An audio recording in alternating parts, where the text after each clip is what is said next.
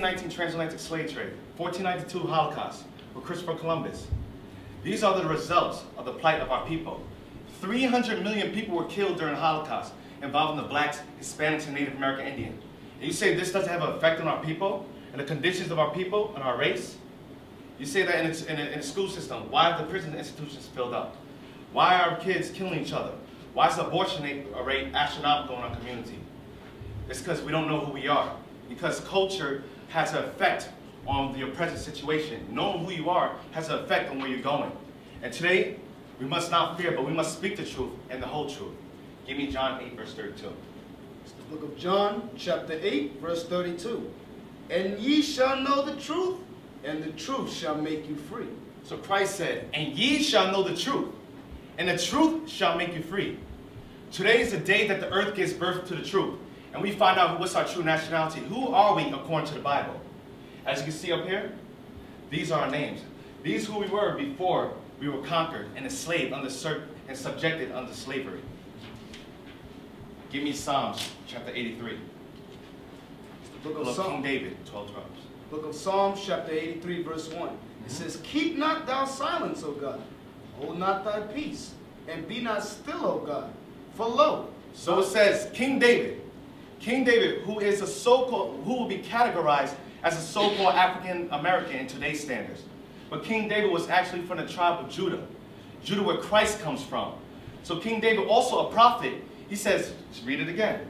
Keep not thou silence, O God. He says, keep not thou silence, O God, because many of us are saying the same thing. Keep not silence. Why does this happen to us? Why is our people in a decayed state? Why are they filling up the prison systems? Why are our kids dropping out of school? We're wondering, and we go to church, and we say, why is this happening? And we pray and say, keep not thy silence, O God. So King David, being a prophet, he would see the future events, the future prophecies that will occur to his people, the children of Israel. He would see that the blacks, Hispanics, and Native American Indians will no longer go as the 12 tribes. He would see the plight of our people. So he said, what? Keep not thou silence, O God. He said, keep not thy silence, God. Hold not thy peace. Hold not thy peace. Because look at what they're doing to us as a people. Read on. And be not still, O God. Don't be still anymore, God. Let your works be manifest on this earth. Do something about our current situation. Because Willie Lynch once said, we could keep these people in subjection for 1,000 years, only if a phenomenon occurs. And the phenomenon is the Bible. Because the Bible has every documented information about our history. All the history that's been lost to us, the Bible has it. But we just have to go to the scriptures and identify it. Read on. For lo, thine enemies make a tumult. He said, King David said, lo, thy enemies, God. Thy enemies. So God has enemies. But we're taught that God doesn't have enemies. For lo, thy enemies make a tumult, meaning an uproar, a gathering. Read on. And they that hate thee have lifted up the head. And they that hate thee, God, they that hate thee, because God's enemies also hate him. They have also lifted up their head. Lifted up their head in what? In pride. Because they subjected the most mightiest people ever on this earth. This is King David. King David is what? A so-called black man, as you can see. That's right. But what did they show him to be? A Caucasian in the images at churches, in the schools. Look how he dressed. But our young brothers dress with their pants sagging, below their behind. Our women dress out of order. But we never dress like that. Read that again. For lo, thine enemies make a tumult. Thy enemies make a tumult, meaning an uproar, a gathering. Read on. And they that hate thee. And they that hate you, God, your enemies, do what? Have lifted up their head. Because they became prideful, because they were able to subjugate and believe and have under subjection the children of Israel. The kings, the most mightiest people to rule the earth at one point. Read on. They have taken crafty counsel against thy people. They have also taken what? Crafty counsel against thy people. Meaning they've taken a secretive counsel. What is a secretive counsel? Eugenics, Planned Parenthood. Eugenics and Planned Parenthood was originally established to exterminate blacks because we were producing too many children. So what they say, we don't die, we multiply. So one of the crafty counsel and conspiracy they came up with was, let's come up with American abortion clinics. Let's say that, they're feeble-minded. You can't have children, you're poor. So that's why there's an abortion clinic in every urban area. If you look at the geography, they have it within our neighborhood. So we could kill each other, kill our babies off. Read that again. They have taken crafty counsel against the people. Another crafty counsel is the educational system. With Gad, the so-called Native American Indians. They said, no, kill the Indian and not the man. So they actually killed the Indian within the Native American Indians. And they took their heritage, their culture away from them. And they converted them to another culture, to an American culture. Read on. And consulted against the hidden ones. And they have consulted against the hidden ones. We are hidden not only to our nationality, but we're hidden to the conditions that we're in, and we're hidden to the true knowledge of the Bible. What is the Bible? What is in this book? This big book, the book of life. Read on. They have said, come, and let us cut them off from being a nation. God's enemies, the one that hates them, says, come, and let us cut them off from being a nation. Let us cut the people. Let's go back to the 12 tribes side. Let's cut the people that once called themselves the 12 tribes, meaning the prince of the power, means Israel. Let's cut off the so-called Judah, the tribe of Judah. Let's cut off the tribe of Benjamin, Levi, Ephraim, Manasseh, Simeon, Zebulun, Gad, Reuben, Asher, Issachar, Naphtali. Read that again. They have said, come, and let us cut them off. The nations have said. The nations have said. That's why they have the United Nations. You don't see blacks in it. Because the nations, which also the United Nations said, do what? Let us cut them off from being a nation. Let's conquer and divide. The people that were sent on the 1619 transatlantic slave trade, the ones that we drop off in North America, let's call them African American. Let's call them colored. Let's call them Negro. The ones dropped off in the West Indian Islands, let's call them Haitian. Let's call them Tobagan, Jamaican, Trinidadians. Let's call the ones dropped off in Haiti, let's call them Haitian. Even though we all came on the same slave ship. He said, let us do what? Let us cut them off from being a nation. Let us cut them off from being a nation. Let's conquer and divide. Puerto Ricans, let's Mexicans. What else? You have North American Indians, Seminole Indians, Colombians, Dominicans, Cubans. Let us cut them off from being a nation that what? That the name of Israel. That the name of Israel, meaning the prince of the power, the chosen elect of God. Read on. That the name of Israel may be no more in remembrance. That the name of Israel may be no more in remembrance. This is in the Bible. The history of our slave trade, us being cut off. The reason, the mystery behind our names, African Americans, West Indian, Haitians. That's in the Bible. Read that last verse again. Let us cut them off from being a nation. Why? That the name of Israel may be no more in remembrance. That they won't know who they are anymore. That's why we can't trace our history back from further than 1492 nor 1692 transatlantic slave trade. That's the mystery behind our names being given, these names being given to us. Let's get Isaiah 65 verse 15.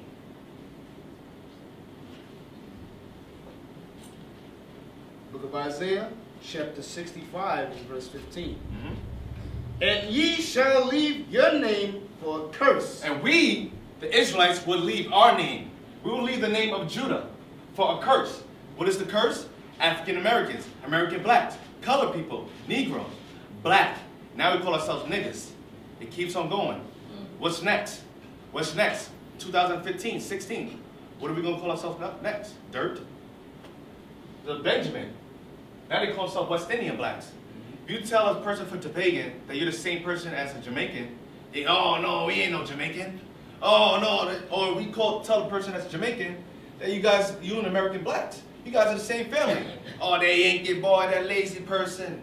They don't want to hear that. Read on. And ye shall leave your name for a curse unto my chosen. And God said, ye shall leave your name for a curse unto my chosen. We left the name of our biblical names, the 12 tribes of Israel. We left the name of Judah, Benjamin, Levi, Ephraim, Manasseh, Simeon, Zebulun, Gad, Reuben, Asher, Issachar, and Naphtali. These are our biblical names. And the people on the right side, the people that sing the school systems, that you teach every day, those are the people of the Bible that left their names for a curse. Read on. For the Lord God shall slay thee, and call his servants by another name. Sounds harsh. He said, the Lord God shall slay us. 1492, when the conquistadors, or Christopher Columbus came over, he slayed us. But we have so-called Puerto Ricans, Colombians, Dominicans, all celebrating Columbus Day in October. Or even we celebrate Thanksgiving. Thanksgiving was the day when the Native American Indians were slaughtered. That was a day of slaughter. They was giving thanks for slaughtering them. But we don't know that anymore. Because we did what? We left our name for a curse. Read that last part again. And called his servants by another name. And he called us by another name. The truth, and the truth shall make you free. Today is a new day.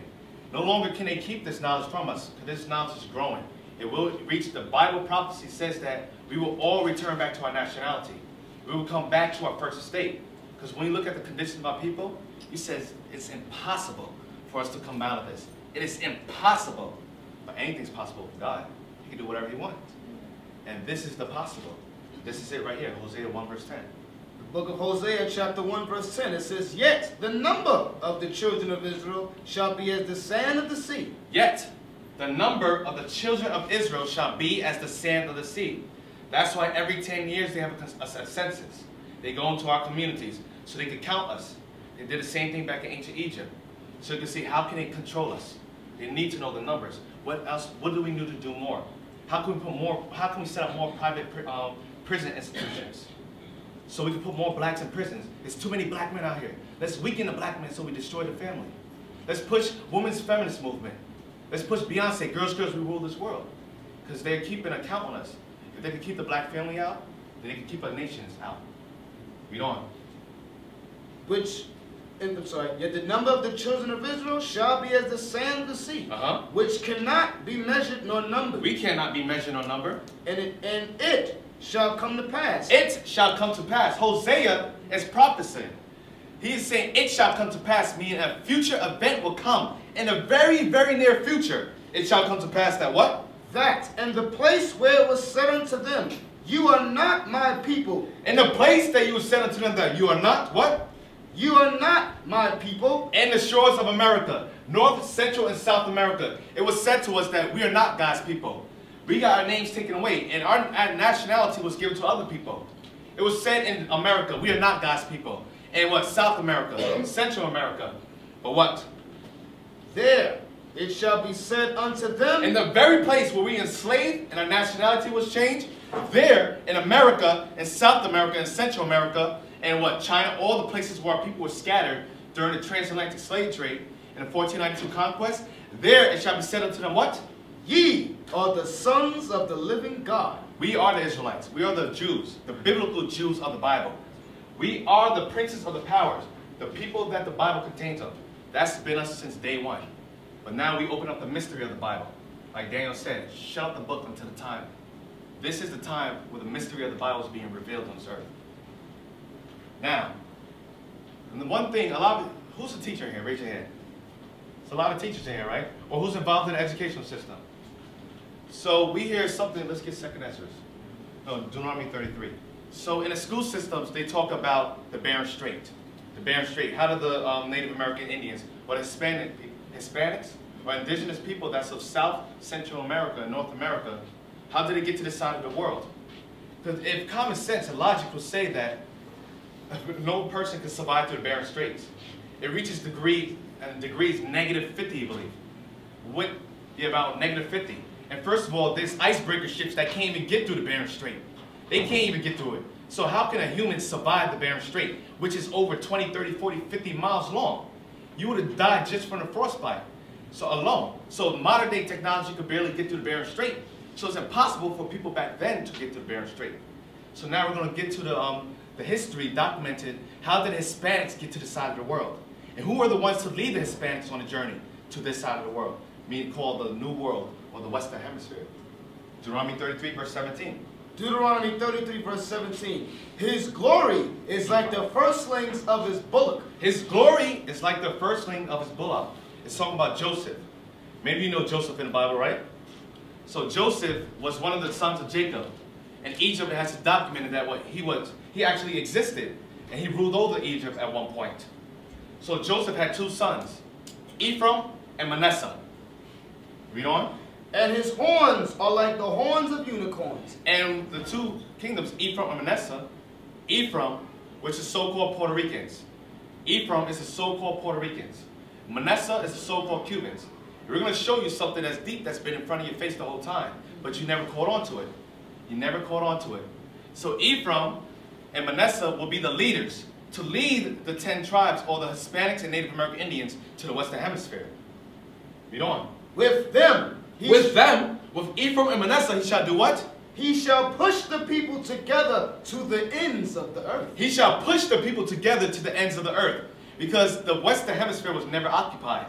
That's why when Christopher Columbus came over here, he said this is a newfound world.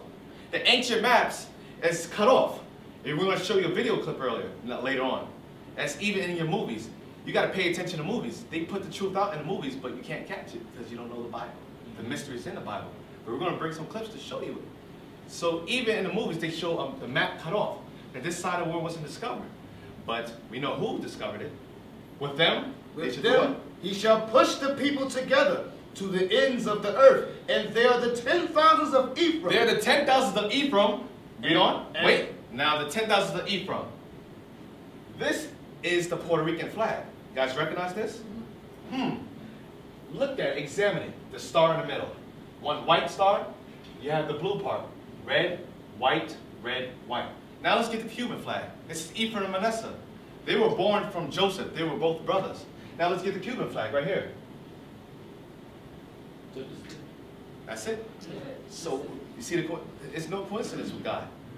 Why are these two flags the same, but different colors? Because those are the two brothers that came from Joseph, Ephraim and Manasseh. Everything's in front of us, but we have to decipher it. We got to be able to go into the information that's out there in the world and decipher it through the Bible and figure out, what is this? What does this mean? All right. Is that it? They are the 10,000s of Ephraim. They are the 10,000s of Ephraim, the so-called Puerto Ricans. And they are the thousands of Manasseh. And the so-called Cubans. The Cubans, the so-called Puerto Ricans, and so-called Cubans, which are the tribe of Ephraim and Manasseh, are the ones that led the journey to the Western Hemisphere. Now, we're going to get a book called the Apocrypha. Now, a lot of you probably don't notice anybody know what the Apocrypha is? No, right? You heard of it. Some of you heard of it, right? So the Apocrypha was once a part of the Bible. This is the original 1611 Bible. Protestant Christians removed it in the 1800s. We're going to see why they removed this. Because if you read the Old Testament, you will understand the New Testament. And in the New Testament, it talks about things like Gentiles, strangers. And we automatically think that Gentiles and strangers or heathens is talking about other nations, the ones that Paul was going to. But that's not true, because the Apocrypha bridges the gap. Because you have the Old Testament, you have the Assyrian captivity, which is the modern-day Kurdistanians. You have the Babylonian captivity, which is the Babylonians are the modern-day Ethiopians. Nebuchadnezzar came from that. You have the Persian Mede captivity. The modern Persian Medes are what? The Elamites, they're the Iranians. That's what Ahmadinejad is. You have the Persians, the East Indians. These are the people that were ruling during the Persian captivity. So that book, now after that, you have the Greeks. You have Alexander and the Greeks came out in power after that. Then after Alexander and the Greeks, you have the Romans. And the Romans begin the New Testament. So without even the New Testament, it talks about the Greeks. But without the Apocrypha, you would never know about it. You would never know why they were called Gentiles. But there's other information that's documented in the Apocrypha. Let's get the migration of the 10 tribes. 2nd Esdras, chapter 13, verse 40. Those are the 10 tribes which were carried away prisoners out of their own land. Okay. So let's go to the screen. Let's go back. Let's go under 10 tribes. Under here, right here. Let's see, is that it? Click it. Here. Nope, go back to 10 tribes. Here. Oh, okay, nope. Yep, right there. Yep, thank you. Read it. Those are the 10 tribes. Those are the 10 tribes. Now, can you pass me the... Thank you. So those are the 10 tribes. Starting from Ephraim, the head tribe. Then Manasseh he was behind Ephraim. Then you have the rest of the tribes here. Those are the 10 tribes. Read on. Which were carried away prisoners. Read on. Out of their own land in the time of Hosea the king, whom Salmanasseh, the king of Assyria, led away. Salmanasseh, the king of Assyria. Now you got to know actual historical records. Now, Salmanassar was an actual person. He ruled during what, the 722 BC. So Salmanassar, the king of Assyria, led the 10 tribes captives. Read on. Whom Salmanassar, the king of Assyria, led away captive. Led away captive, read on. And he carried them over the waters. He, Salmanassar, the king of Assyria, carried the 10 tribes over the waters. You can see the waters right here, the Euphrates River. He carried them over the waters, read on. And so came they into another land. And they came into another land. One of the lands was Nineveh that they came into. Read on.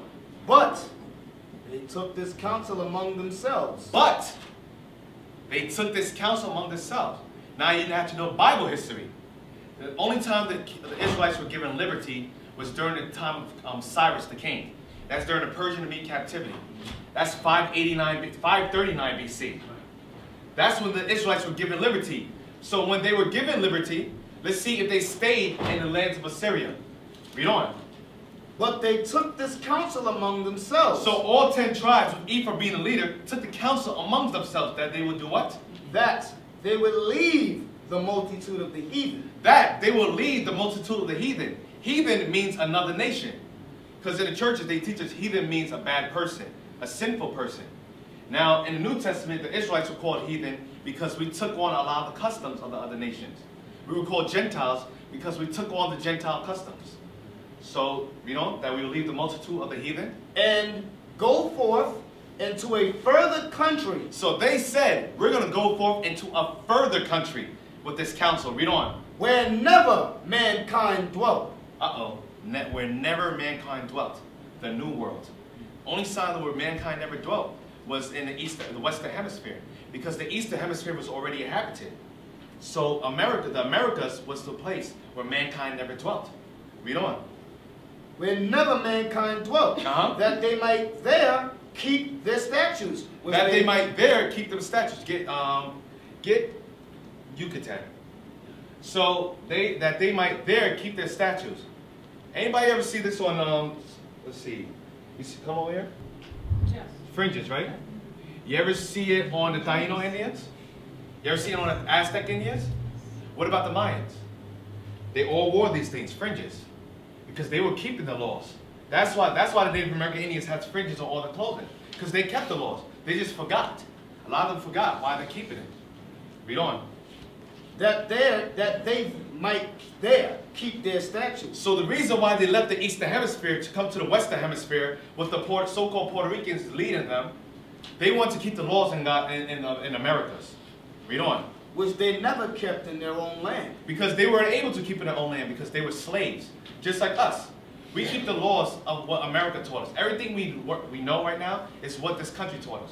We've been assimilated to society. We're not our own people anymore.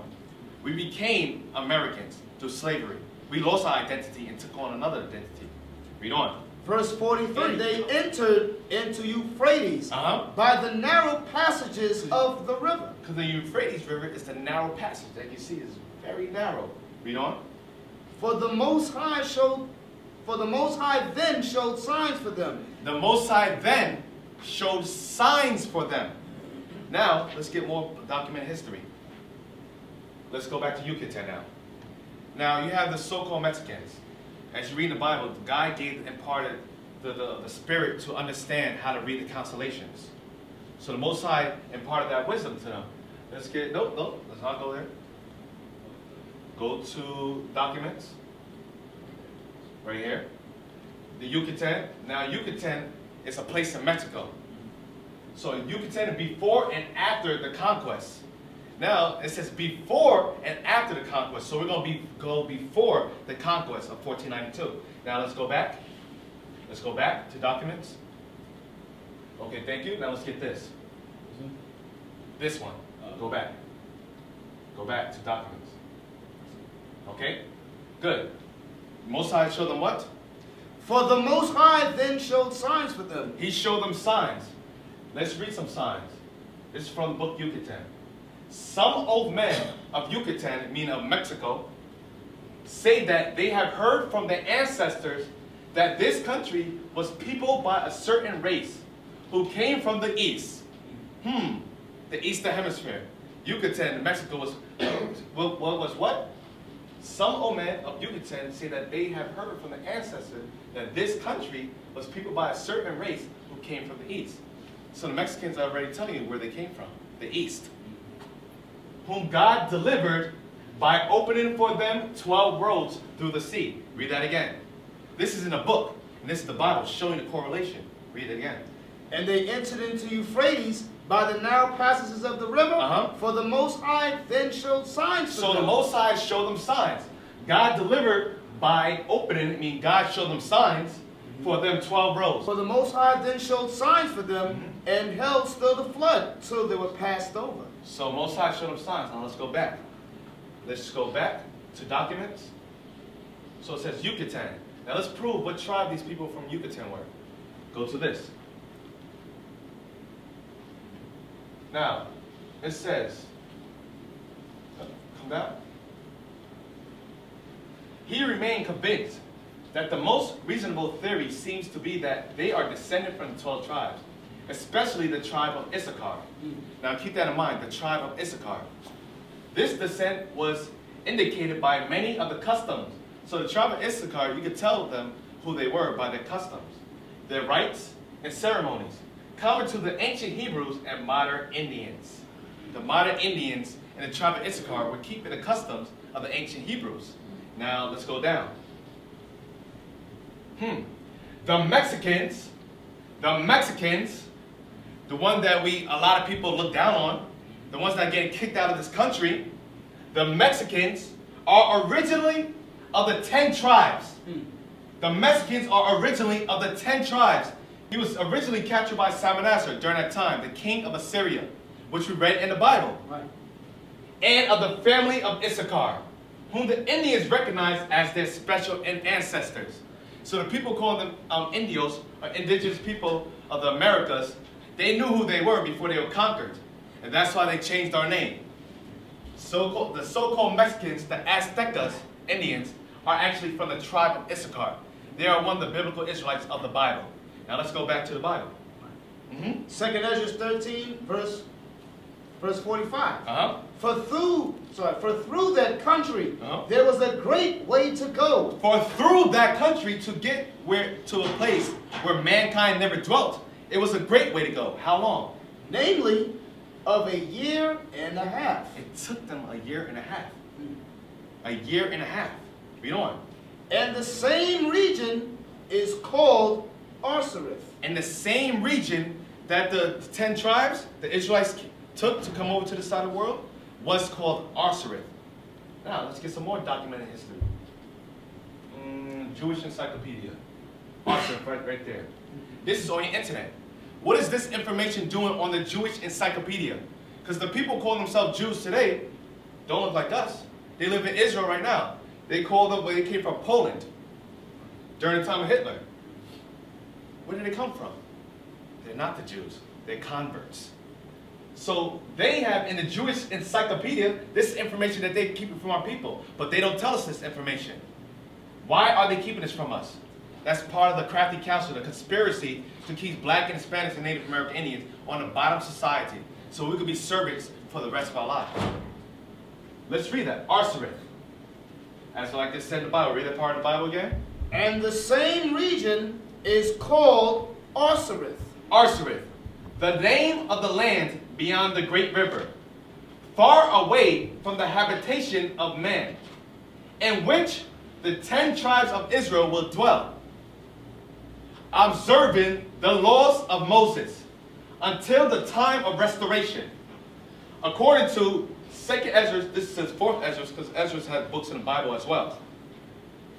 2nd Ezra 13 verse 45. What verse did you read from? 2nd Ezra chapter 13 verse 45. And what does that say in 2nd Ezra 13 verse 45? For through that country there was a great way to go, namely of a year and a half. Read on. And the same region is called Arsareth. Arsareth, the name of the land beyond the great river, far away from the habitation of man, in which the 10 tribes of Israel will dwell, observing the laws of Moses. The 10 tribes of Israel will be observing the laws of Moses until the time of restoration.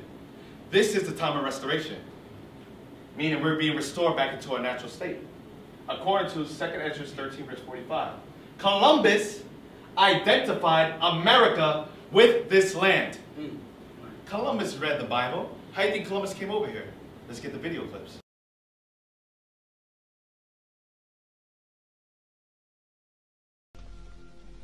Why do you wish to sail west? To open a new route to Asia. Asia is the richest kingdom, the land of spices and gold. At the moment, there are only two ways of reaching it. By sea, sailing around the African continent. The journey takes a year. Or by land. But the Turks have closed this route to all Christians. There is a third way. By sailing west across the ocean sea.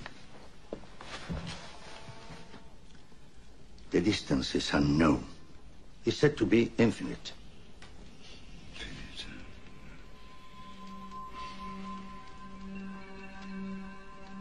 Superstition. I believe the Indies are no more than 750 leagues west of the Canary Islands. How can you be so certain? The calculations of Toscanelli, Marin de Tir, Esdras. Esdras is a Jew. So what's worse?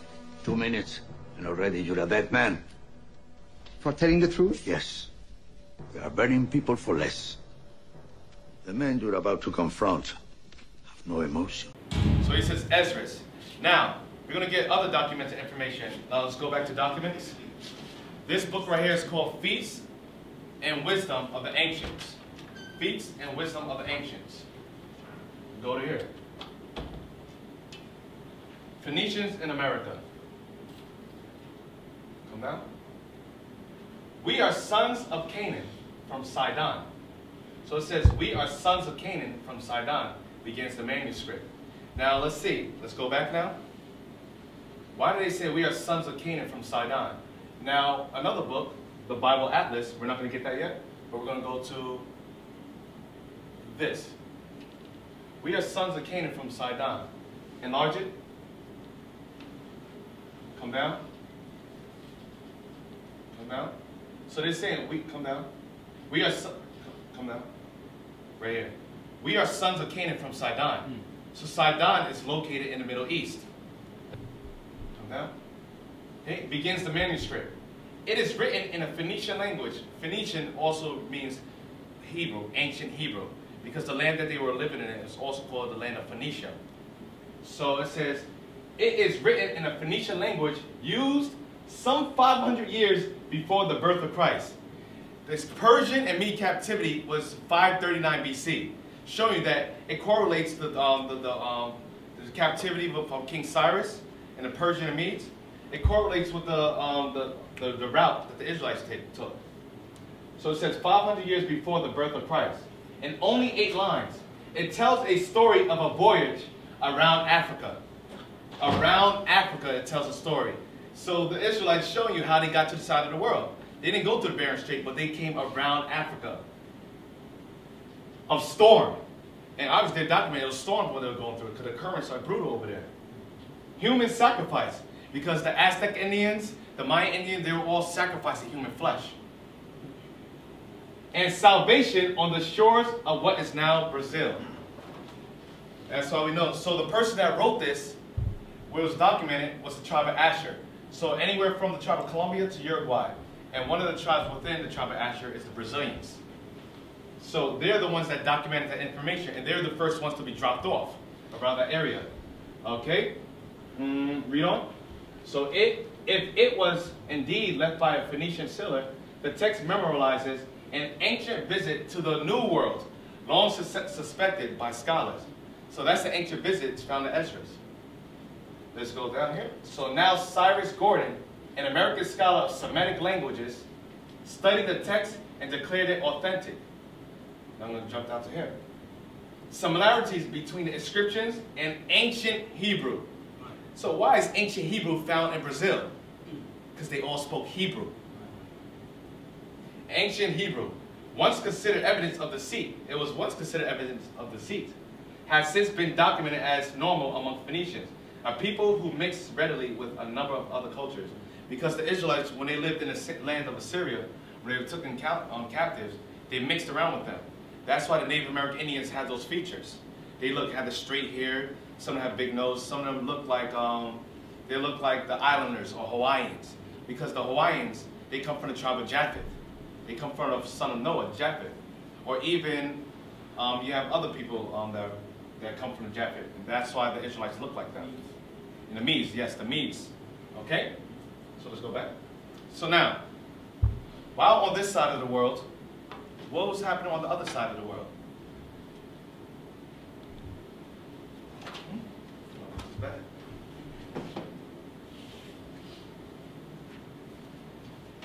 Let's get Luke 21.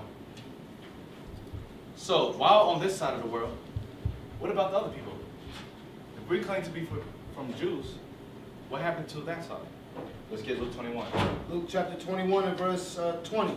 It says, "And when ye shall see Jerusalem compassed with armies, then know that the desolation thereof is nigh." So, when you shall see Jerusalem, this is Christ speaking. When you shall see Jerusalem compassed with armies. Now you have to know other history. 70 AD. The siege of Jerusalem with Titus and Vespasian, Roman generals. Christ was warned of them. When you shall see Jerusalem compassed with armies, means surrounded about with armies. Read on. "Then know that the desolation thereof is nigh." Then know that the destruction of Jerusalem is coming near. Read on. "Then let them which are in Judea flee to the mountains." Then let them which are in Judea, meaning Jerusalem, flee into the mountains. Now let's see, what mountains did the Israelites flee to? Now give me Matthew 2 verse 13. Because we must also follow Christ. The Israelites followed Christ. So what did Christ do when he was young? Matthew chapter 2 and verse 13. Uh-huh. "And when they were departed, behold, the angel of the Lord appeared to Joseph in a dream, saying, Arise, and take the young child and his mother, and flee into Egypt." Take the young child and his mother and flee into Egypt. Because Egypt is connected to Israel. They're congruent to each other. So why would the angel tell Christ to flee into the other opposite end? Because Herod, he was a Roman. He was so-called Caucasian. And they occupy all the lands around about it. So the closest place for him to go is into Egypt. Why another reason Egypt? Let's get the image of Christ. Because we know the ancient Egyptians were black people. So why would a Caucasian flee amongst black people? Christ and them fled into Egypt to blend in. So you could blend in with the other Egyptians. Flee into Egypt. Read on. "And be thou there until I bring thee word, for Herod will seek the young child to destroy him." So Herod will seek the young child to destroy him. So the same instruction that was given to Christ when he was young, the same instruction Christ is given to the other Israelites. Read on. Now Luke 21. Luke 21 verse 20. Then 21. "Then let them which are in Judea flee to the mountains." Flee to the mountains. Flee into Egypt, Africa. Read on. "And let them which are in the midst of it depart out." And let them that are in the midst of Judea depart out. Don't come back into it, because the Roman armies are coming to conquer and destroy. Read on. "And let not them that are in the countries enter therein too. Read on. For these be the days of vengeance." These be the days of vengeance, because Christ is one of them. There was a day that was supposed to come that vengeance will come upon the Israelites. So he said, when this day comes upon you, you better flee to the mountains. I'm warning you right now. These are the signs that I'm giving you. Read on. "For these be the days of vengeance, that all things which are written may be fulfilled." We're going to go, all things which are written may be fulfilled, was written in the book of Moses, which we're going to get later. We're going to show you the curses that will come upon the children of Israel, that will come to pass, that has come to pass at this very present day. Read on. Verse 23. Verse 24. Verse 24. "And they shall fall by the edge of the sword." And the Israelites will be conquered. They will fall by the edge of the sword and be what? "And shall be led away captive into all nations." Stop. Let's get back to maps. "And shall be led away captives into all nations." Maps. Okay, right here. What was the slave trade about? Us being led away captives into all nations. That's why you have blacks in Vietnam. You have blacks in China. You have blacks in Europe, England. You have blacks in Brazil. You You have blacks all over the world. Wherever you go, North, Central, South America, the Eastern Hemisphere. We are, through the 1619 transatlantic slave trade, we were led away captive into all nations. Read that again. And they shall fall by the edge of the sword, and shall be led away captive into all nations. And they were led away captive into all nations. That was the prophecy that must be fulfilled. Read on. And Jerusalem. And Jerusalem, the land of Jerusalem, read on. Shall be trodden down. Shall be stepped on by what? Of the Gentiles. Meaning, other nations will live in our land. The true Jews will no longer live in our land. Because the prophecy says the only time they'll be returned to the land is when Christ comes. That prophecy never came to pass. So the people that are living in Jerusalem right now, they're not the people that Christ warned to flee to the mountains. But the people that were warned to flee to the mountains were the same people that were taken from the coast of West Africa, Northeast Africa, and were led away captives into all nations. Until the time of the Gentiles be what? Until the times of the Gentiles be fulfilled. Until the prophecies come to pass. Meaning until we restore back to our nationality. And then once we restore, then we go back to our land, which is the motherland. They have a song called Swing Low, Sweet Chariot, coming forth to carry us home. The ancestors, the slaves back then, they knew of these things. So the chariots that they was talking about to swing low are the so-called UFOs you guys call. The extraterrestrials, you think. Those are the chariots. Those are the instruments of the angels of God that he uses. So on those chariots, that's why you see them appear more often and often. Because they're getting ready for the day of deliverance. When the angels come and swoop low, and the greatest deliverance when we come be brought back into the motherland, which is Jerusalem, our homeland, not Africa. אתה מצלם?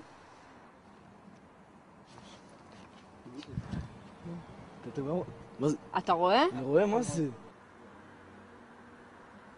תגיד, שתים יותר מדי? לא, לא. לא, לא, כולנו רואים את זה. מה זה? 5 עיניים. שיו! יואו! רוד, בלין. מה מה זה? זה, אמא? מה זה, ראית? יואו בנברות. ראית את זה?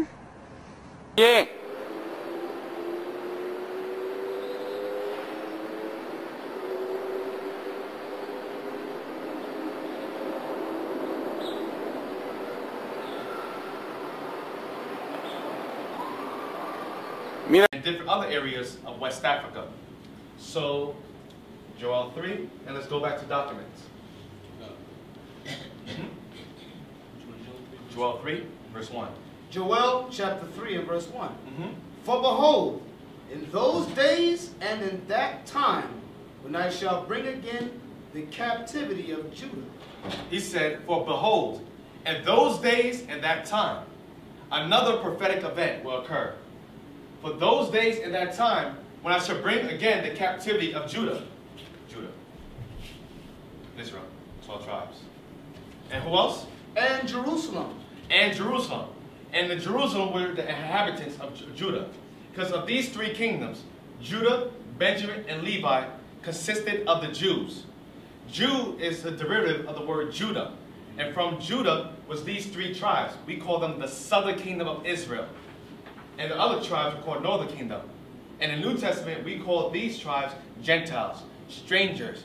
So Paul was going to these tribes. That's why you don't hear about them. Because it was the same hatred. Just like blacks don't get along with Hispanics right now, you can see in the school systems, there's always gang wars. You have the Latin kings against the Bloods. Always constant rival. That goes back all the way from King Solomon. When the split of Southern Kingdom and Northern Kingdom, we were fighting since ancient times. And that fight is still going on to this very day. Nothing has changed. Read on. Verse 2. I will also gather all nations. God said, I will also gather all nations. Another prophetic event. Read on. And will bring them down into the valley of Jehoshaphat. The valley of Jehoshaphat is Israel, the Middle East. He said, I'm going to gather all nations and bring them down into the valley of Jehoshaphat. We are living that times right now. Read on. Will bring them down into the valley of Jehoshaphat. Of the Middle East. That's why you see all nations, Russia. You see China. You see Syria. Everything's happened in Israel. Everything, all the conflict is around Israel. Israel wants to go to war to Iran. So if that goes on, then everything goes on because Russia's going to come right behind them. So that's why God said this again. Read it again, verse 2. I will also gather all nations. And that's happening right now. He's gathering all the nations right now. And this is the reason why the war is happening. This is the secret behind the war. World War III coming to pass. God is doing that right now. For what reason? And will bring them down, eat with them there for my people and for my heritage, Israel. And for his heritage, Israel. He's not going to say please. He's God. God doesn't plead. So the war is going to break off for his heritage, Israel. Read on. Whom they have scattered among the nations. Uh-oh. Whom they have what? Scattered among the nations. The Third World War is happening because the other nations scattered us among the nations during slavery. Read on. Will scatter among the nations and parted my land. And parted my land. What happened a couple of years ago? You had Palestine, the Palestinians, and the Israelis. They parted the land. That happened in the United Nations. God's showing the prophetic event that happened a couple of years ago. Because they divided the land between Israelis and Palestine. That's why the war is going on right now. Because they parted the land. That was a prophecy that had to be fulfilled. That you saw for your very own eyes. And it's in the Bible. But you must go into the Bible to understand what it's talking about. Read on. And they have cast lots for my people. And they have also cast lots for my people. Let's go back to documents. Thank you. Read that again.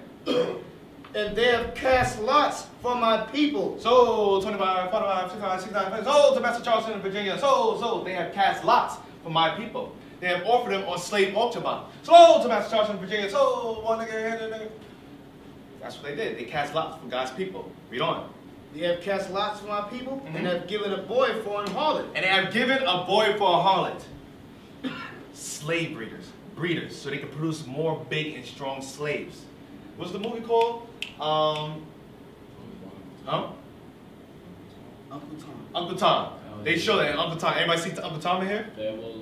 Uncle Tom, Farewell Uncle Tom. You see that movie? They had the biggest slave breeding with other slave women to breed more big slaves because good economics. That's what the bigger they are, the more work they could do.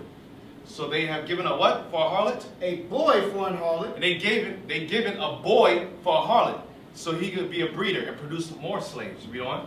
And sold a girl for wine. We all know the history books, but historians in here. Our women were sold for wine. They were sold for wine, and they participated in parties and orgies with them, the slave master. This is true. I can't hold anything back, but I must speak the truth, and nothing but the truth. And this is what they did. They raped our women when they were sold for wine. Read on. That they might drink. Yea. And what have ye to do with me, O Tyre and Zidon? And yea, what have ye to do with me, O Tyre and Zidon? Tyre and Zidon. Now let's go back to documents. And yea, what have you to do with me, O Tyre and Zidon? When you examine the scriptures, Tyre and Zidon came from the forefather Ham. Ham was a forefather of the African races. Let's get that in the Bible dictionary. And you can also go back. Yep. Go to albums. Go to documents. Up here. Yep. Right here. Just want to show you that. Enlarge this. Come up. So it says, so this is from the Compact Bible Dictionary. Even in books like this, they hide information from you guys. So the Compact Bible Dictionary with Ham. Ham, the youngest son of Noah, born probably about 96 years before the flood, and one of 8 persons to live through the flood. He became the progenitor of the dark races. So it said Ham became the forefather of the dark races. Now we know that Ham wasn't the only dark race because you have Shem and Japheth. Because Genesis, everybody was black. The first Caucasian on this earth was through the forefather Esau. I'm not sure if you guys ever heard of him, but that was the first Caucasian ever to come out on this earth. And he came to 2 black people, Isaac and Rebekah. Because black people, as you can see through science, black people could produce white children. So those are the 2 parents that had the Caucasian race. So it says, the youngest son of Noah, born probably about 96 years before the flood, and one of 8 persons to live through the flood, became the progenitor of the dark races, not the Negroes. Why would they say not the Negroes if we're dark people? They claim that we're Africans, but why would they distinguish the two people? But the Egyptians, because a lot of Negroes like to identify themselves with ancient Egypt, with Kemet. They said we were with Ramses, Queen Hatshepsut, Nefertiti, King Tut. We identify with all these people, but even the scholars say, you guys are not them, not the Negro, a separation. Ethiopians. Some of us like to identify ourselves with Ethiopians, but they says, no, you're not them. Libyans. Not the Libyans in Libya right now, because those are the Arabs. The other ancient Libyans were Africans. And Canaanites. And the Canaanites were South Africans. So he's showing a distinguish between the Negroes, the people who call themselves Negroes in America, and the people in the continent of Africa. They're Hamitic, meaning they come from the forefather Ham. We come from the forefather Shem. We're Shemitic. And through Shem, we come through Abraham. Through Abraham, we come to Isaac. To Isaac was Jacob. To Jacob, you have blacks, Hispanics, and Native American Indians. The 12 tribes of Israel. And that's where our lineage follows through. So let's go back to Joel 3. And let's go back to documents. Go back. Yep. Okay, let's pull up this now. Read it. Joel 3 and verse 4. Uh-huh. Yea, and what have ye to do with me, O Tyre and Zidon? And what have you to do with me, O Tyre and Zidon? Tyre and Zidon were African nations. They came from Ham. They were Hamitic. Read on. And all the coast of Palestine. And all the coast of Palestine. Who are the Palestinians? The Arabs. What era did this occur? The trans-Saharan slave trade. Let's see what he's talking about. And all the coast of Palestine. Will you render me a recompense? And if you recompense me, swiftly and speedily will I return your recompense upon your own head. It says, and all the coast of Palestine. Now let's get history. In 1324, Mansa Musa had gone on a pilgrimage to Mecca. So Mansa Musa was an African king. He went on a pilgrimage to Mecca. Read on. Which made him into a legendary figure in the Christian as well as the Muslim world. So he's showing you, he was trading slaves to the Arabs. That's where the largest slave port was, in Mecca. Where the Africans were selling the Israelites and to the Arabs. So, okay, what is that? Riding through the North Africa in a procession that includes some 500 slaves, each one carrying a staff of pure gold. He had bestowed glittering gifts wherever he went. Read on. Verse 5. Because you have taken my silver and my gold. Stop. Let's read it again. In 1324, Mansa Musa had gone on a pilgrimage to Mecca, which made him into a legendary figure in the Christian as well as in the Muslim world. Riding through North Africa in a procession that included some 500 slaves, each one carrying a staff of pure gold. Read that part again. Because ye have taken my silver and my gold. Now read verse 3 again. Verse 3. And they have cast lots for my people, and have given a boy for a harlot, and sold a girl for wine, that they might drink. Yea, and what have ye to do with me, O Tyre and Zidon? That's what he's addressing, the Africans and the Arabs. The trans-Saharan slave trade. Now it says down here, in general, what is being honored here is a trans-Saharan trade. The flourishing which brought gold and other commodities to the Moorish cities of North Africa, and thence into European markets. And thence into European markets. And thence, meaning later on, they did a further trade with the Europeans. Now read on. Let's see, that's Bible prophecy. Verse 6. The children also of Judah. The children of Judah, the American blacks, read on. And the children of Jerusalem. And the West Indian blacks and the Haitians, read on. Have ye sold unto the Grecians. Who are the Grecians?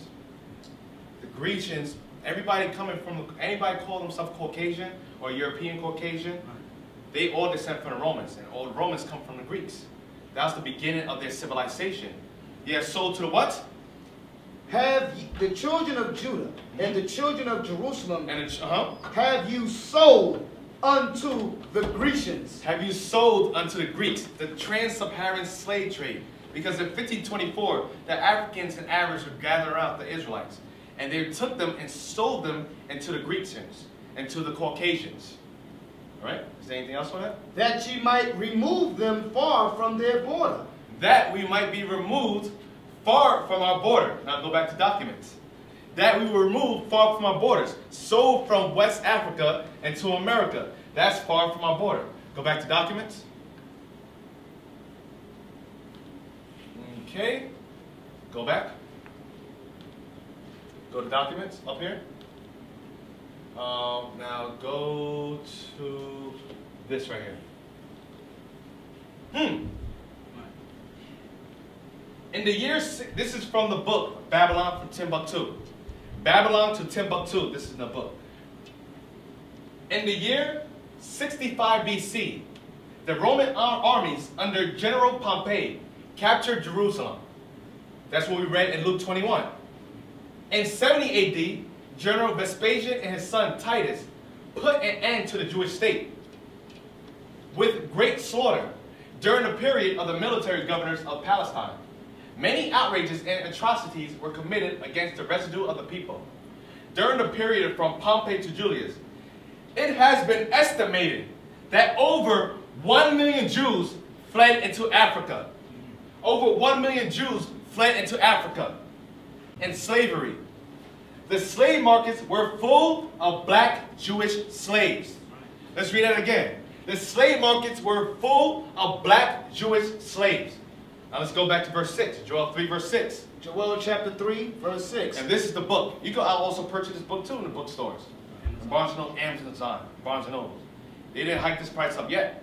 This is still affordable. So you better get it while you can before it's $1,000, $2,000. All these books we have, the prices shoot up. And some books you can't even find anymore. We try to go back and find books, they took off the markets completely. They took it off the shelf. You can't even find it. One bookstore actually interrogated me. I went for one book. I said, hey, listen, can I get this book? They said, what for? I said, oh, for a school project. I said, why are you asking me these questions? So a guy from downstairs came up to me. He said, okay, so you want a book? I said, I want the book. So later on, they said we have it in stock. So a couple weeks later, they said, oh, it's out of print. There's nothing we can do about it. I went on the websites. All throughout, I looked on websites, European websites, all the websites. They discontinued the book from the shelves altogether. Now we can't find it. So we gotta go through PDF. So these books are like treasures because it has all the information. You wanna hide anything from a Negro? Hide it in the book. Too late, we got the books. Can't hide it anymore. All right? All right, so now, during this time, you wonder what happened to the so-called Hispanics and Native American Indians. Because remember, we went to the Eastern Hemisphere. Now let's go back to the Western Hemisphere. Okay? Give me Hosea 8 verse 13. And go back. Okay?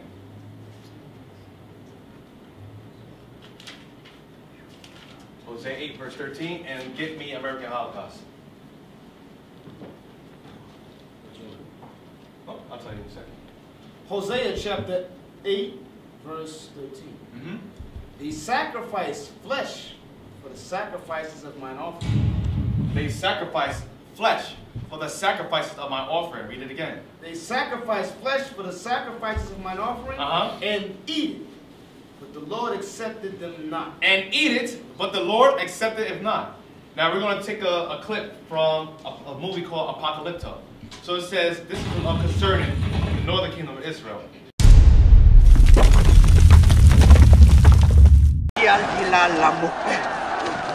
Udia lusat malotas kluma. Merdone tanmet kasut. Ibahel yetela kikele. Kakasisi kluma. Tusho kibak dunob. Satan.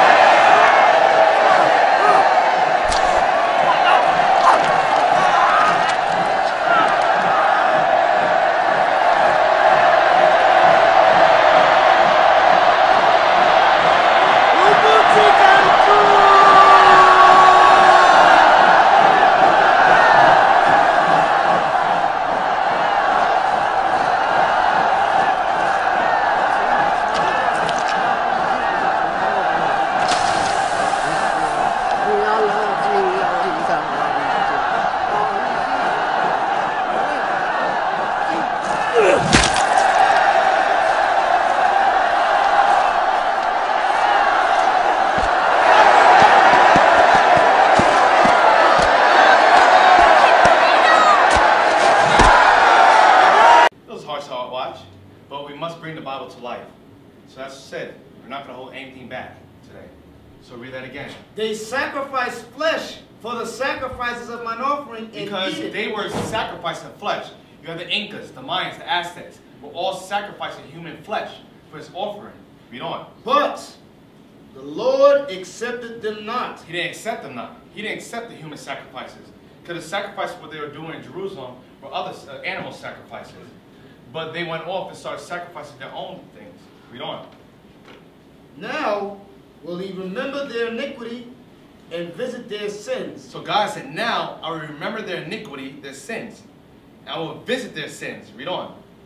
And now will he remember their iniquity and visit their sins. They shall return into Egypt. And they shall return into Egypt. What does Egypt mean? Give me Exodus 20 verse 2. And let's go back. Exodus chapter 20 verse 2. I am the Lord thy God, which have brought thee out of the land of Egypt. God says, I am the Lord thy God, which have brought thee out of the land of Egypt. Read on. Out of the house of bondage. House of bondage. Egypt is synonymous for the house of bondage. Another word for bondage means slavery. Now let's go back to Hosea 8 verse 13, 14. Verse 14. They shall return to Egypt. Okay, they shall return to Egypt. Meaning the Israelites, you guys, will return back into slavery. Read on.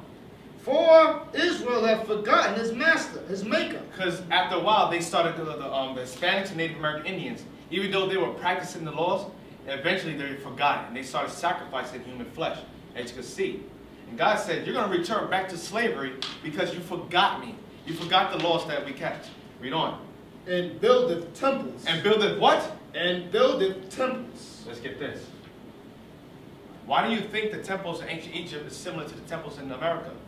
And they builded temples. That's the temple in, I believe, that's the Inca temple.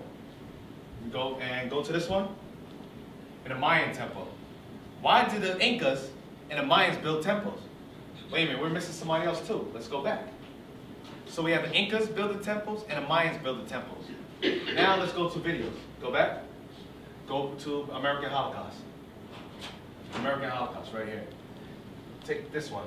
Let's see what Glenn Beck had to say about this. Build the temples.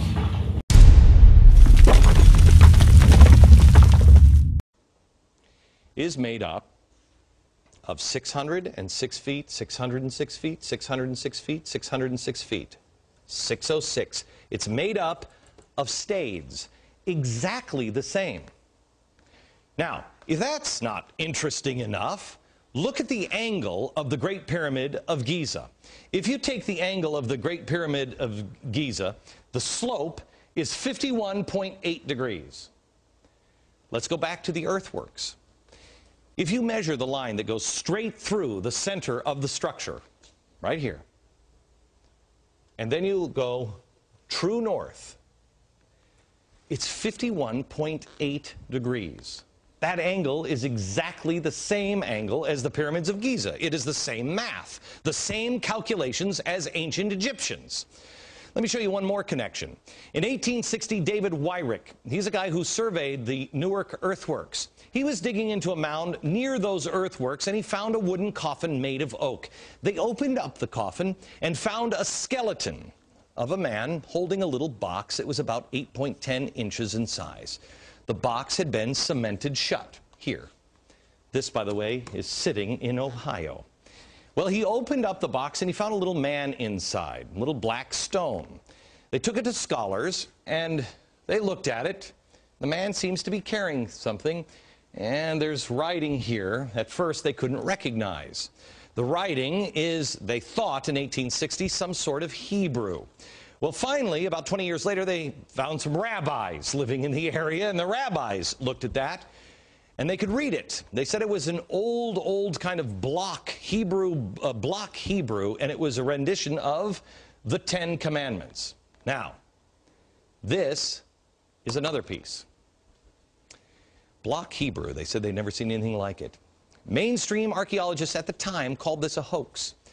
But then in 1900, or just about after 1900, in Israel, they found the same block-style Hebrew writing.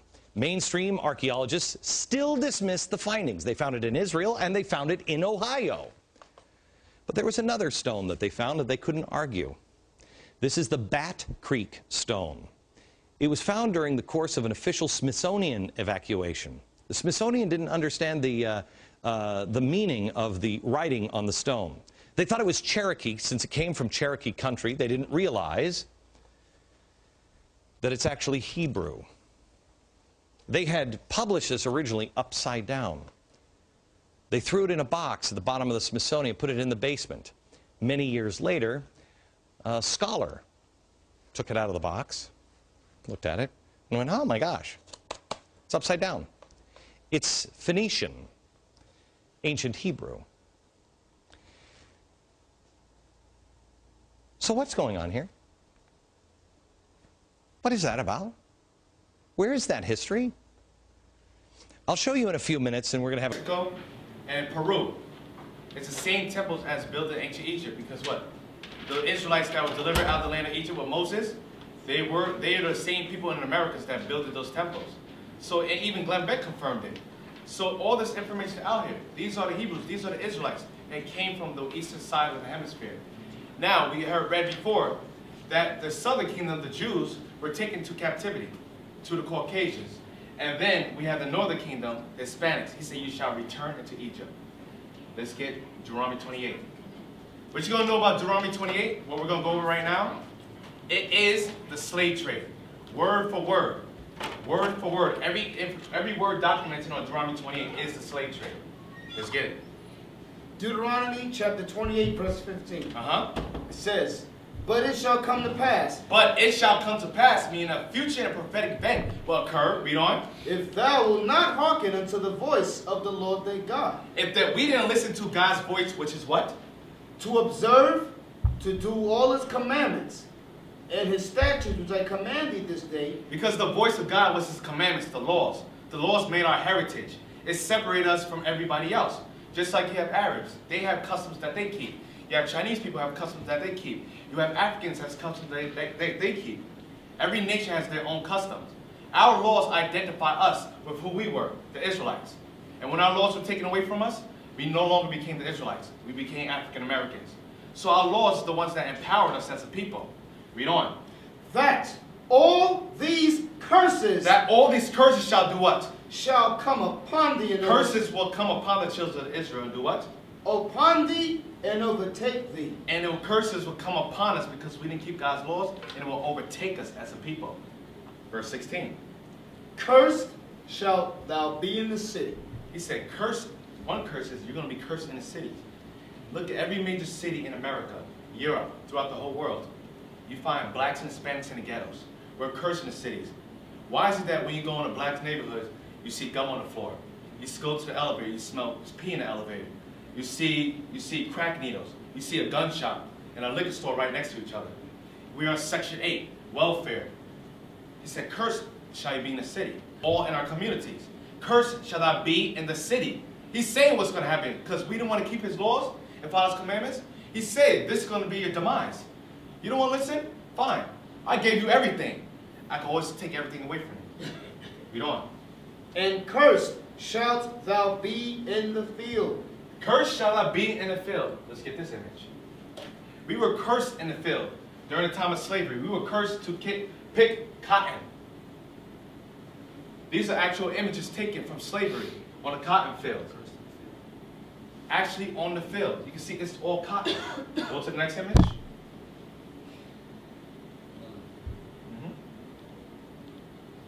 Yep. Some more images of a slavery. Next. You see? Cursed shall we be in the field. Read on.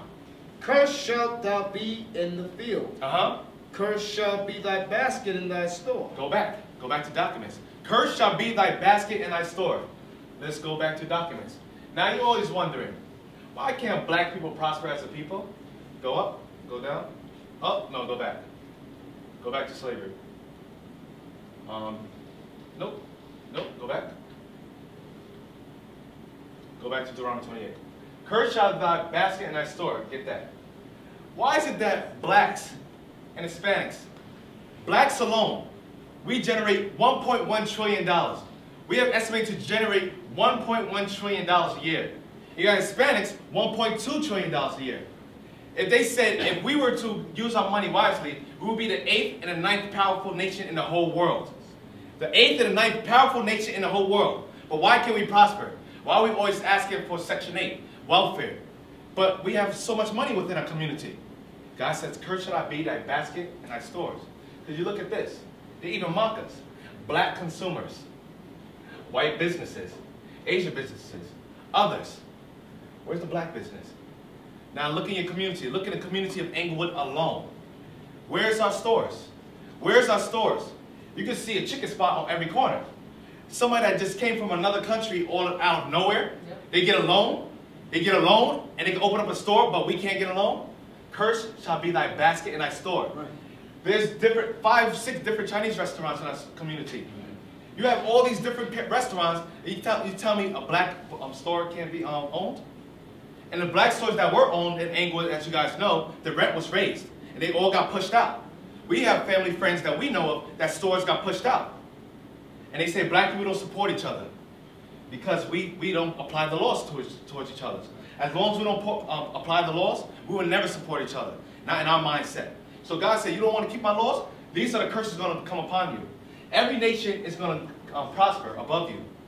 Our communities is a gold mine, and that's why everybody comes to our community. Because they know that they're going to prosper. The wheat business, it's a $1 billion business. They prosper off of us.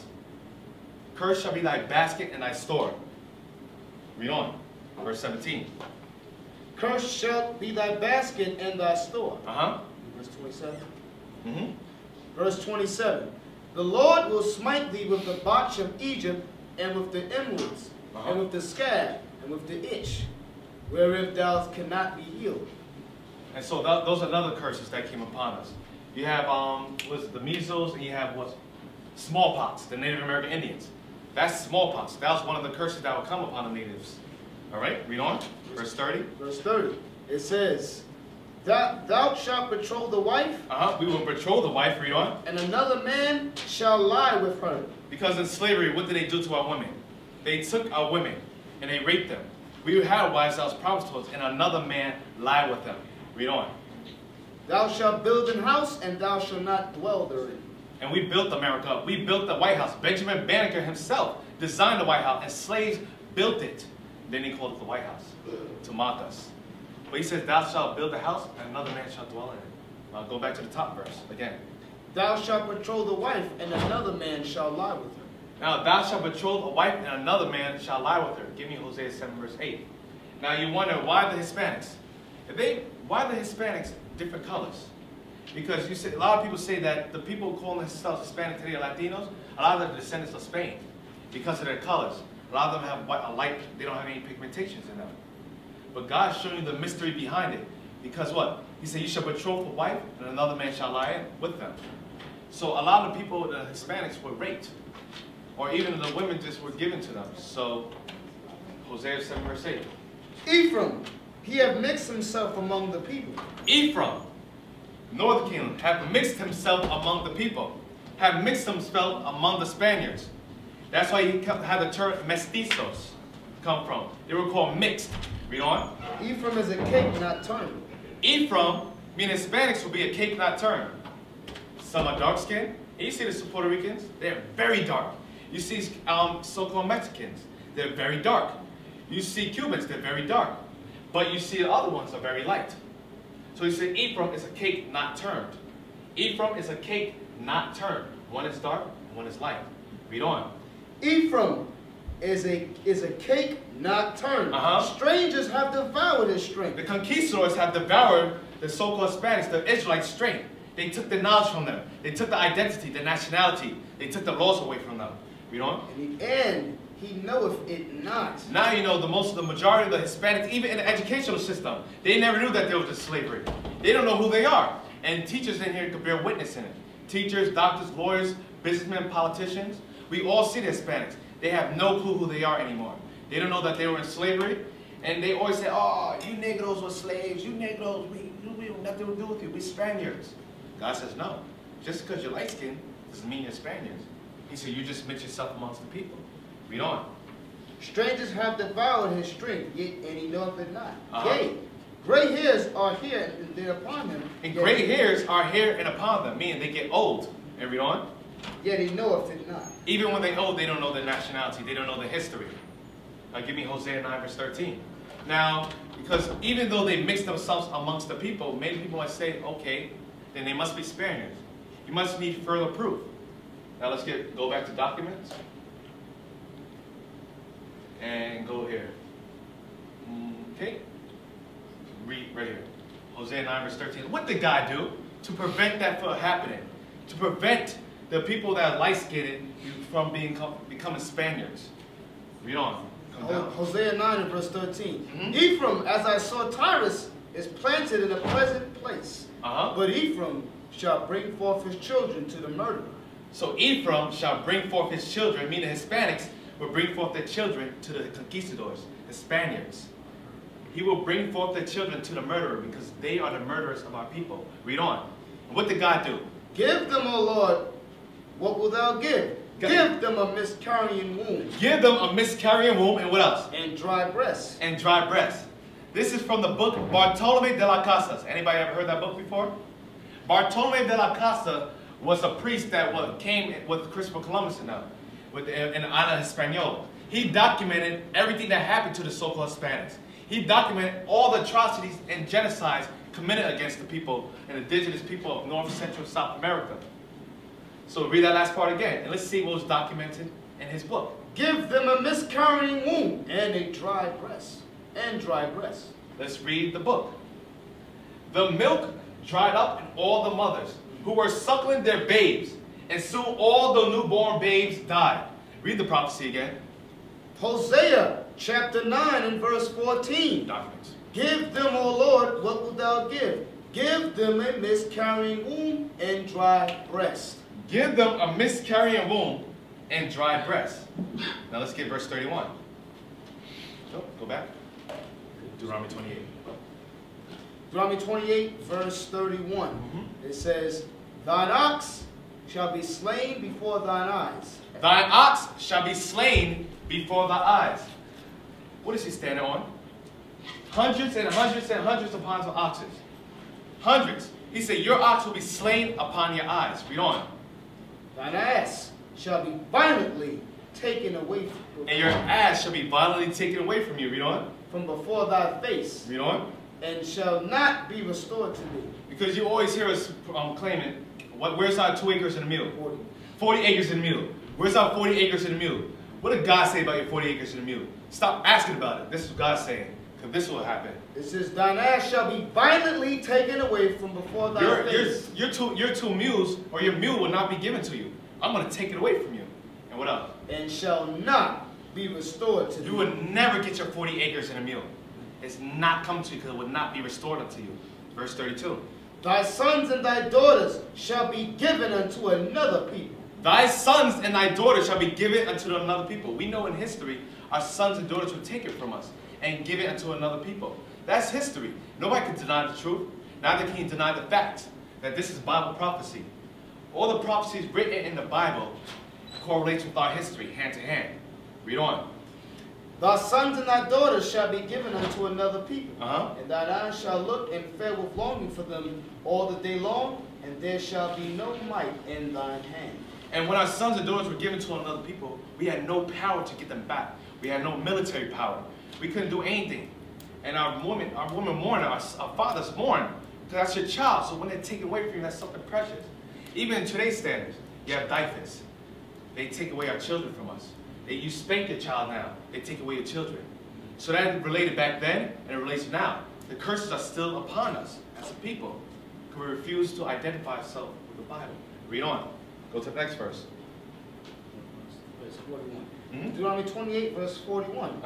Thou shalt beget sons and daughters, but thou shalt not enjoy them, for they shall go into captivity. And years ago, when the World Trade was taken down, they saw 5-year-old bones remains, and with stress marks on his muscles, because they worked the 5-year-old child to death.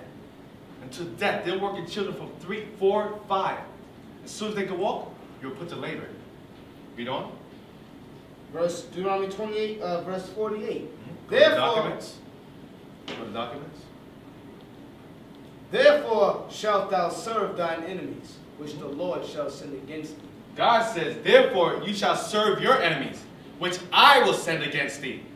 In hunger. In hunger we have to serve our enemies, read on. And in thirst. And in thirst you have to serve your enemies. Any food you want, you got to go to your enemies. In thirst, we don't own the reservoirs. We don't own the Dasanis, the Polar Springs. We don't control the water. If you don't pay your water bill, they take it off. They turn it off. We got to pay for something that's free. Not even with rainwater. They're taxing, you're not even allowed to collect rainwater. Something that comes from the skies. Read on. And in nakedness. And in nakedness, you have to serve your enemies. We don't own any raw textile companies. We got to go to the other nations for that. Read on. And in want of all things. And in anything we want. A marriage license, a birth certificate, a car license, a driver's license, education. You want to learn about God, religion. Anything you want, you got to go to the other nations. That's the curse, because we're supposed to come amongst each other and rely on each other. That's how nations set up. You can go to every culture. They all look out for themselves. Every culture you look at, everybody takes care of themselves. They work together as a community. But when it comes to us, we have no love for each other. We can't take care of each other because the curses are upon us. Read on. And he shall put a yoke of iron upon thy neck. And he shall do what? Deuteronomy 28. And he shall put a yoke of iron upon thy neck. And he, the nations, the enemies, shall put a yoke of iron upon thy neck. Bible prophecy that this will occur. A yoke of iron was put upon our neck. As you can see, not only the blacks had yokes of irons upon their necks, but Hispanics had yokes of irons too. Go back to Deuteronomy 28. Let's get some more. Go up. Yep, you see? The Native American Indians, indigenous people. They also have yokes of irons upon their neck as well. So that prophecy happened to both kingdoms. The blacks and Hispanics have yokes of irons upon their neck. Bible prophecy. Read on. And he shall put a yoke of iron upon thy neck until he have destroyed thee. Just like a dog. You put a leash upon him, so what? He will obey all your commands. For many years, brothers and sisters have inquired of us about the haters of Israel United in Christ. I explained to Deacon Asaph, who's one of the best rappers in the world, believe it, that we needed a video. So I gave him my concept, the message I wanted to convey to the people. I had many producers on standby. We also have one of the best video production artists named Bezaleel. He's like the Incredible Hulk of all videos. To mold the video around the music that Deacon Asaph will come with and make it happen. How many times must we check these fools, correct these fools, dissect these fools? They still running their mouth, that's why nobody don't respect these fools. I heard the song, I loved it, and they made it happen. I wanted to deal with the scoffers first, because there are many haters against the Bible, against God, against Israel United in Christ. And I want all you at home, brothers and sisters, to understand that the primary focus of Israel United in Christ is to teach you your nationality, the laws, statutes, and commandments of the Most High God. Towards the end of the video, I want all the viewers to understand that we are building a nation of kings and priests according to the scriptures, and we will not be deterred by anyone. Now rising our children, if you ain't rolling with us, better get up out the way, cause the God that we walking with is not the one to play.